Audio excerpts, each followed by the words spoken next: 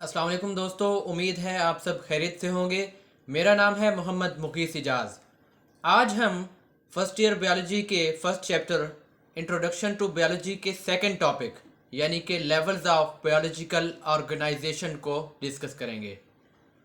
दोस्तों, अगर आप इस चैनल पर नए हैं और अभी तक आपने इस चैनल को सब्सक्राइब नहीं किया तो जल्दी से इस चैनल को सब्सक्राइब करें और बेल आइकन को प्रेस करें ताकि हमारी नई आने वाली वीडियोस के नोटिफिकेशन आप तक पहुंचते रहें।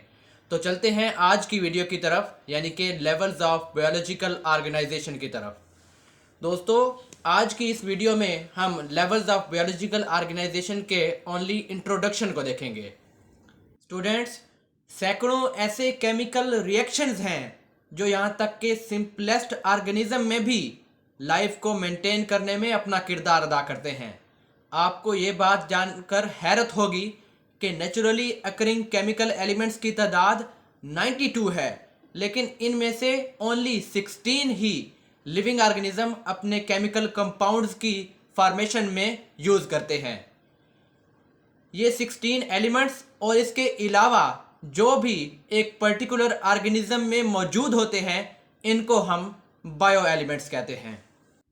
स्टूडेंट्स, इंसानी जिस्म में जितने भी बायो एलिमेंट्स मौजूद हैं उनके टोटल मास का 99% सिर्फ 6 बायो एलिमेंट्स पर मुश्तमिल है। इसके अलावा एक हकीकत ये है कि यही 16 एलिमेंट्स तमाम ऑर्गेनिज्म में भी मौजूद होते हैं जो ह्यूमन बॉडी में मौजूद हैं। और इसके अलावा एक और फैक्ट ये है कि इन बायो एलिमेंट्स की जो प्रॉपर्टीज़ हैं वो नॉन लिविंग वर्ल्ड में मौजूद एलिमेंट्स की प्रॉपर्टीज़ से मुख्तलिफ हैं। यही फैक्ट्स शो करते हैं कि बायो एलिमेंट्स में ख़ास खुसूसियात मौजूद हैं जिसकी बिना पर ये ज़िंदगी की बुनियाद बनाते हैं। अब हम बढ़ते हैं percentage composition of bio elements की तरफ।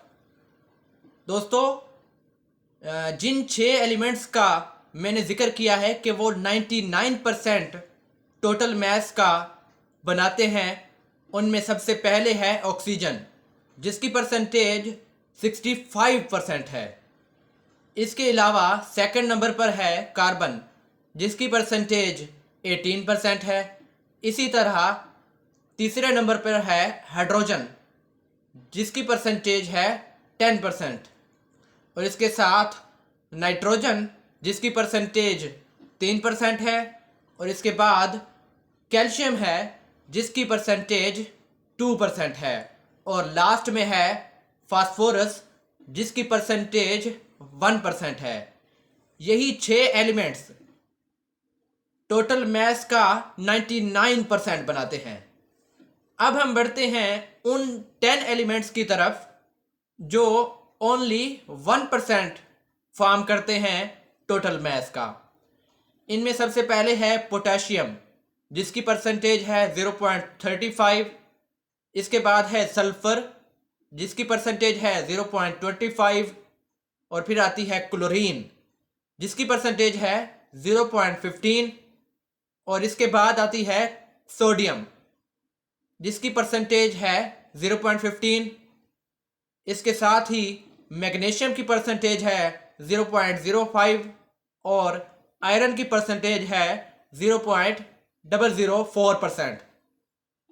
इसके अलावा नेक्स्ट जो 4 एलिमेंट्स हैं ये ट्रेस में पाए जाते हैं, यानी कि इनकी मिकदार, इनकी परसेंटेज बहुत ही कम है लेकिन ये मौजूद ज़रूर होते हैं। इनमें पहले है कॉपर, मैंगनीज, जिंक और लास्ट में है iodine.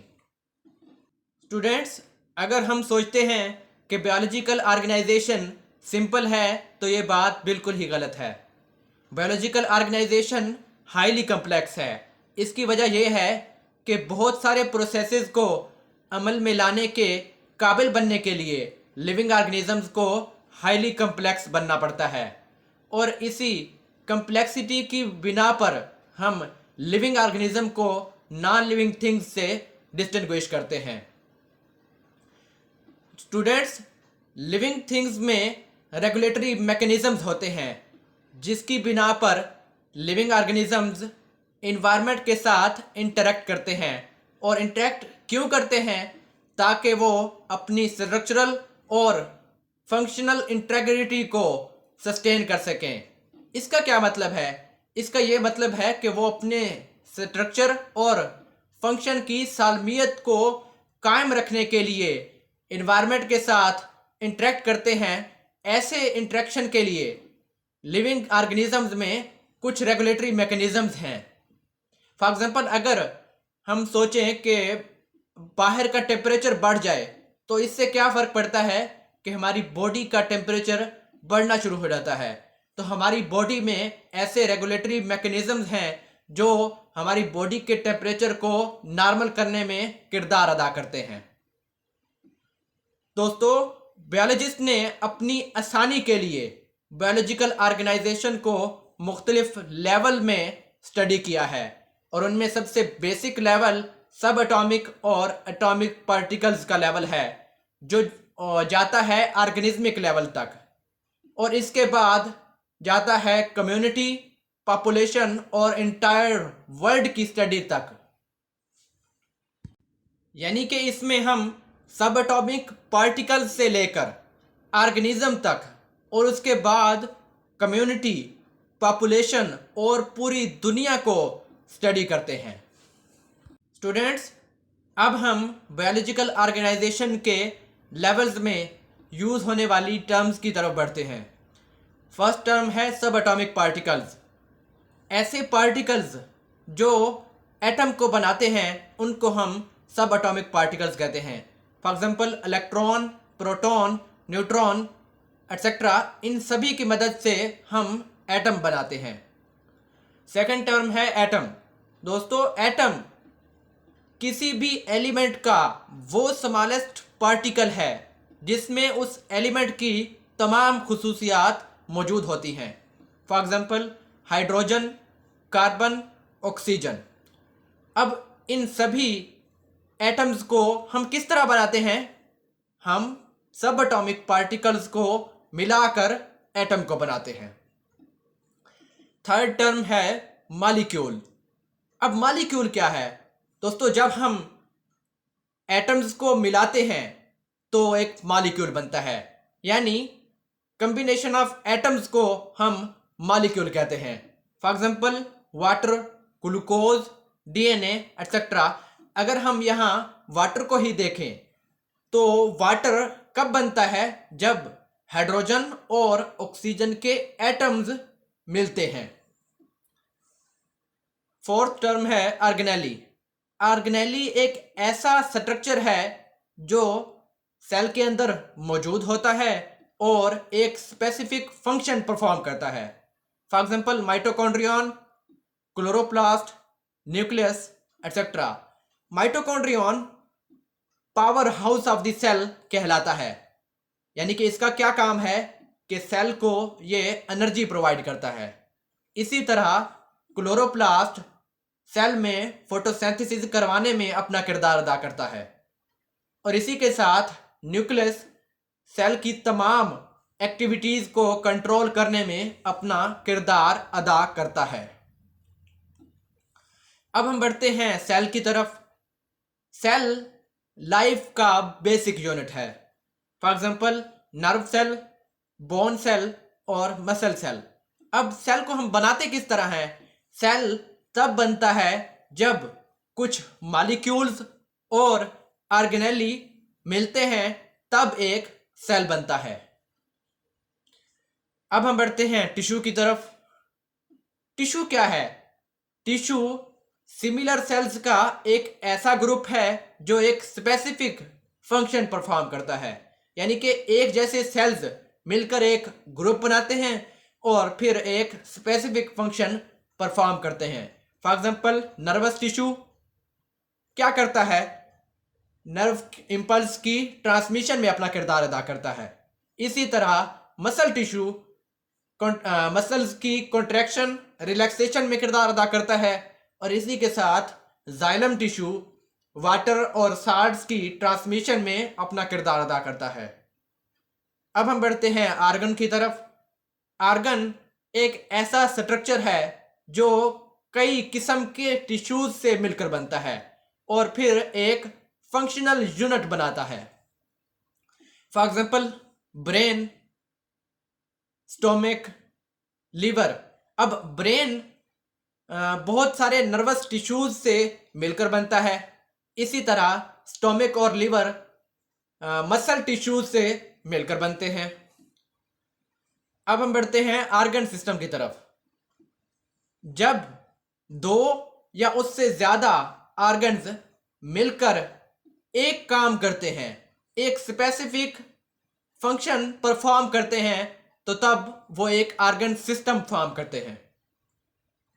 For example nervous system, digestive system, excretory system. Nervous system में ब्रेन और स्पाइनल कॉर्ड नर्व इंपल्स की ट्रांसमिशन में किरदार अदा करते हैं और बॉडी के तमाम पार्ट्स को कंट्रोल करने में अपना किरदार अदा करते हैं। इसी के साथ डाइजेस्टिव सिस्टम में stomach, tongue, oesophagus, small intestine, large intestine, ये सभी स्ट्रक्चर फूड की डाइजेशन में अपना किरदार अदा करते हैं। इसी के साथ एक्सक्रीटरी सिस्टम में किडनी, यूरेटर, यूरिनरी ब्लैडर, ये सभी स्ट्रक्चर क्लीनिंग ऑफ ब्लड में अपना किरदार अदा करते हैं। अब हम बढ़ते हैं मल्टी सेलुलर ऑर्गेनिज्म की तरफ। अब मल्टी सेलुलर ऑर्गेनिज्म क्या है? ऐसा ऑर्गेनिज्म जो कई सेल पर मुश्तमिल होता है, यानी कि वो एक सेल पर मुश्तमिल नहीं होगा, दो या उससे ज्यादा सेल पर मुश्तमिल होगा। For example pronghorn antelope. Students, अब हम बढ़ते हैं स्पीशीज की तरफ। स्पीशीज नेचुरल पॉपुलेशन का ऐसा ग्रुप है जो एक दूसरे के दरमियान फ्रीली इंटरब्रीड कर सकते हैं और फर्टाइल ऑफस्प्रिंग प्रोड्यूस करते हैं। फर्टाइल ऑफस्प्रिंग से मुराद ऐसे ऑफस्प्रिंग जो खुद भी ऑफस्प्रिंग प्रोड्यूस कर सकते हों, और इनफर्टाइल से मुराद कि वो अपने ऑफस्प्रिंग प्रोड्यूस नहीं कर सकते। For example herd of pronghorn antelope. अब हम बढ़ते हैं पॉपुलेशन की तरफ। दोस्तों, पॉपुलेशन क्या है?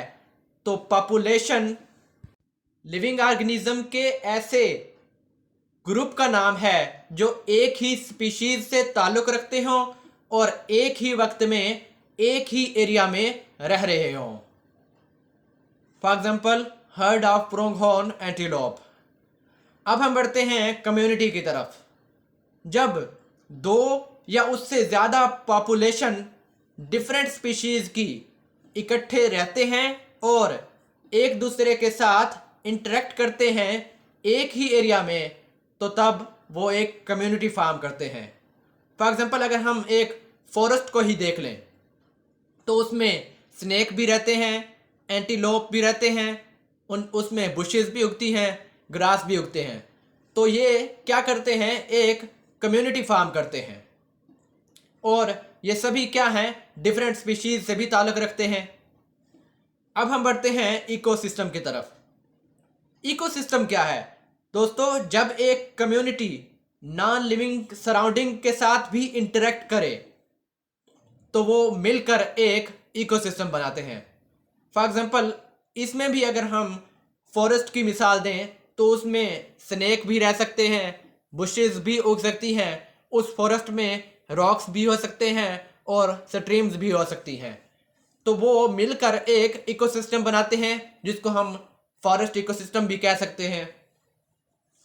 अब हम बढ़ते हैं बायोस्फीयर की तरफ।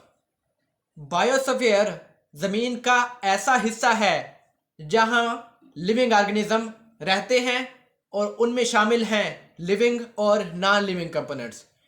इससे मुराद ये है कि ज़मीन पर जितने भी लिविंग ऑर्गेनिज्म जहां भी रहते हैं वो अगर नॉन लिविंग कंपोनेंट्स के साथ भी इंटरेक्ट कर रहे हैं तो वो एक बायोस्फीयर फॉर्म करते हैं। दोस्तों, आज के लिए इतना ही काफ़ी है। Thank you. अल्लाह हाफिज़।